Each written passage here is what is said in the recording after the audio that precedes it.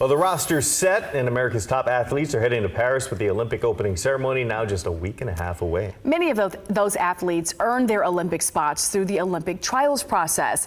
KCRA 3's Deirdre Fitzpatrick in studio now with an Olympian who won her trials race but won't be there in France. Deirdre. It's interesting, right? So Vacaville's Robin Stevens represented Team USA at the Tokyo Olympics in race walking.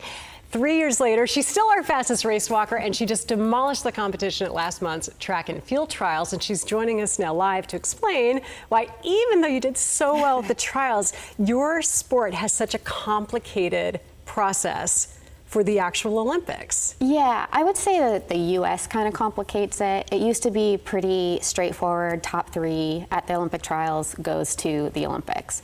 But now, as things have evolved, there's a world ranking, and that's what most of the world is using. So we're on a transition phase right now where we're trying to still keep the Olympic trials, because that's something that only our country does, and it makes it super special. And it's really exciting. Yeah, it's super exciting. So we're trying to keep that while trying to make it work with the new system as well. Yeah, so. One thing I've always loved about covering you is you have this like incredible sense of self, and you come to peace with things.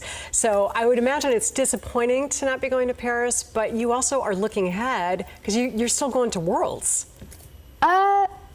Oh, well, yeah, I'm doing the World Masters Championships in Sweden. Yeah, the day it starts is about 3 days after the mixed marathon relay in Paris, which I was hoping to be at this year. But, you know, my Olympic dreams came to fruition when I punched my ticket to Tokyo. And so that was enough for me. Paris was just going to be a cherry on top. I wanted to take my parents to an actual Summer Olympics because they had to stay home for Tokyo. But as things evolved the past couple of years since, you know, my niece and nephew are getting older, and I don't know, like, I'm looking forward to the next thing. Yeah, which is really exciting. For athletes, you know, who are going in there in the next couple of weeks, what's your advice for them in terms of the experience and what it represents for an elite athlete to take part? Enjoy it. Like, don't get so fixated on like a certain outcome. Just take it all in, and really, it goes by fast. So just take it out. Like, all the work's done. You know, everything you need to do to get there is done. So now just embrace it. Yeah, I know your community really has embraced you over the years, because unlike some sports where you go to maybe a facility to train, you trained in the neighborhood. So the people in Vacaville, in your community, in your neighborhood, have been watching you train daily, just racing through the neighborhood. Yeah, it's fun because sometimes I'm so used to being in my own head, and I have these huge headphones I wear now because I lost my little ones. so one of my friends saw me and he like honked at me, and he was like, "You look like you were wearing earmuffs." But it's really fun, and it's really encouraging and supportive when I see people and they just wave, and different cyclists that I pass by, and it's helpful. Yeah, because I'm out there alone a lot. You know?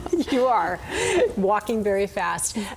So just one thing maybe you would tell us as viewers as we watch a lot of these first-time Olympians, as you were in Tokyo, what would you say to us viewers, like in terms of supporting people, but also like recognizing the work that's gone into it, for especially young athletes? How do you mean? Like, well, like, I sometimes I think, like, as an armchair person watching something, like, cut some people some slack, because it is the world's biggest stage, and these are people who are like at the top of their game.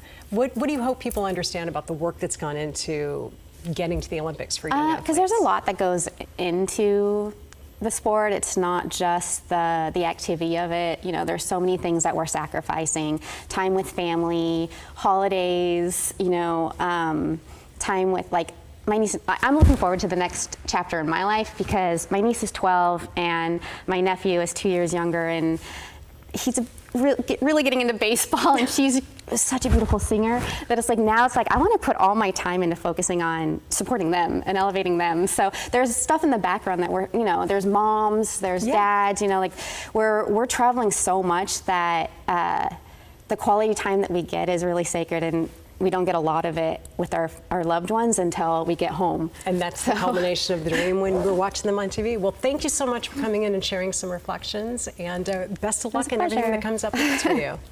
All right, so this whole week we are sitting down with Olympians as they reflect on their experiences with the Summer Games. 9:45 each morning this week on My 58.